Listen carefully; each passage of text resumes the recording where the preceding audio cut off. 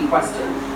A trans person in your class has come to your class and said they want to be called And that's never happened. And I would call them she. So you would. So you've kind of changed your tune. No, I said that right from the beginning. What I said at the beginning was that I was not going to cede the linguistic territory to radical leftists, regardless of whether or not it was put in law. That's what I said. And then the people who came after me said, well, you must be transphobic and you mistreat a student in your class. It's like, I never mistreated a student in my class. I'm not transphobic, and that isn't what I said. Well, except you've also called trans campaigners authoritarian, haven't you? I mean, isn't that... Well, only in the broader context of my claims that radical leftist ideologues are authoritarian, which they are. You're saying someone who's trying to work out their gender identity, who may well have struggled with that, had quite a tough time over the years.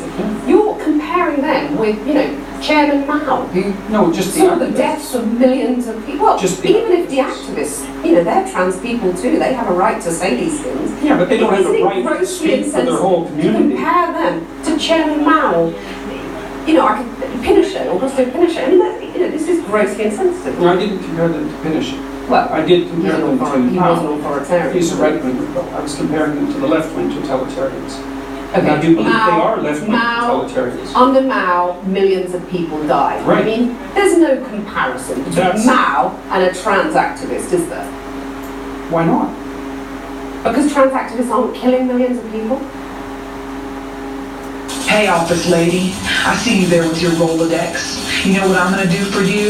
I'm gonna change out this water jug one-handed, but first I'm gonna spill a few drops into your lap and dab them up with this powerful organ in my mouth. And by that I mean because I'm a man, and I can tell by my reflection in this duck painting that I look good.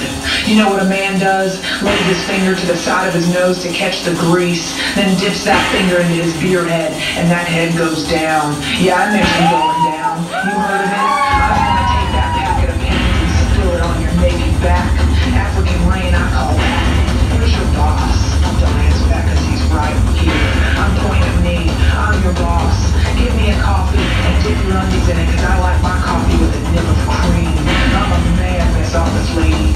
Who's in that picture frame? I like kids, but I don't like boyfriends. And I don't like husbands.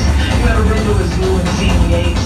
You ever seen the apes and thought, those hairy abominations, that hairy one in the corner touching himself with his leather fingers, that's a man? When you think of that, you think of me. You take dictations, you get it? You ever been stapled? Never mind, we'll get to that. You cold?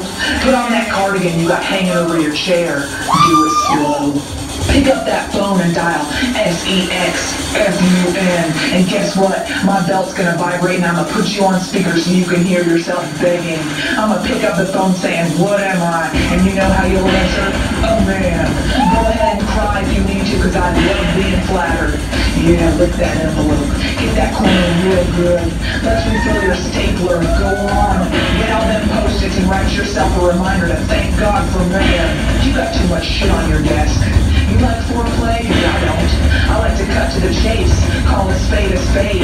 I'm a straight shooter. I'm a man among men. I'll take the milk and the cow. That's you. You're the cow. I'm easy breezy. Gonna measure your entry spot with that ruler you got from the work picnic last summer. I already know you're a size Q pantyhose. Q for quick talking, chubby. I hope you know how to cook because mother don't wake up till noon.